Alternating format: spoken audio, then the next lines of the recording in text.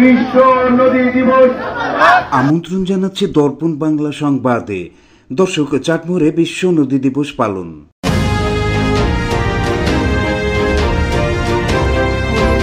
বিশ্ব নদী দিবস উপলক্ষে পাবনার চাটমোহরে র্যালি, আলোচনা এবং গ্রাফিতি প্রতিযোগিতার আয়োজন করা হয়। নদী ও জলাধার আমাদের প্রকৃতি, সংস্কৃতি ও সামাজিক মূল্যবোধের আধার।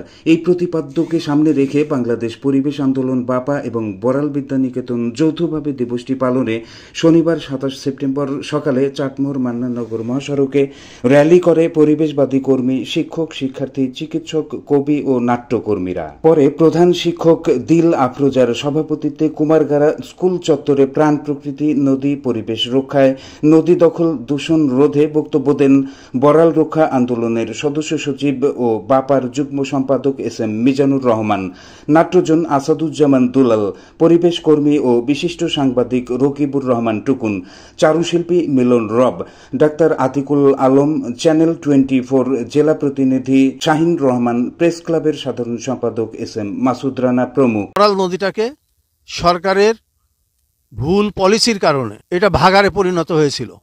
এটা যে একটা নদী, এটা 1985 সালের পর থেকে এই জেনারেশন আর জানতই না যে এটা নদী। তা আমরা 2008 সাল থেকে বড়াল রক্ষা আন্দোলন, এই আন্দোলনটা শুরু করার মধ্যে দিয়ে আজকে এটা নদীর চেহারায় ফেরত এসছে। নদীর উপর এই চাটমোহর, এই পাকা রাস্তা ছিল 4টা, কাঁচা রাস্তা ছিল 1টা, স্লুইস গেট ছিল 1টা, এগুলো সব উচ্ছেদ হয়ে এখন ব্রিজ হয়েছে। এখনও বড়ালের অনেক পথ বাকি। বড়াল দখল দূষণ আছে।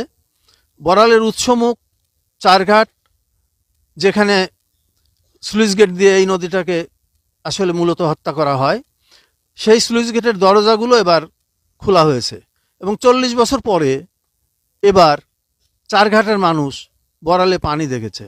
চারঘাটে পানি প্রবেশ করলো, সেই পানি কিন্তু আমরা যেখানে দাঁড়িয়ে আছি, আমার পাশে যে বড়ালে কিন্তু প্রবেশ করে নাই। এটা এবার নন্দকুজা দিয়ে গুমানি হয়ে বড়ালে এসেছে, সেটা হচ্ছে নুরনগরের পর থেকে। তো আগামী বছর থেকেই আমরা অন্তত কামারদহ, কাচুয়াটি, মির্জা মাহমুদ খালটা ওপেন হলে আমরা আমাদের এই বড়ালেও আমরা পানি পাবো। এর বেঁচে থাকার জন্য যেটি দরকার সেটি হচ্ছে যে এই প্রকৃতিকে বাঁচিয়ে রাখা।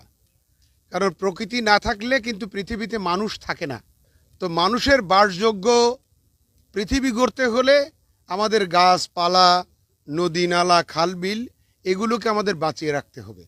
এরপর স্কুলের 380 জন শিক্ষার্থী নদীর প্রতি মিতালি করতে গ্রাফিতি আঁকাতে অংশ নেন।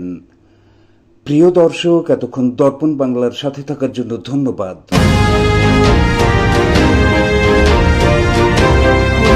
দর্পণ বাংলা, এই সময়ের প্রতিবিম্ব।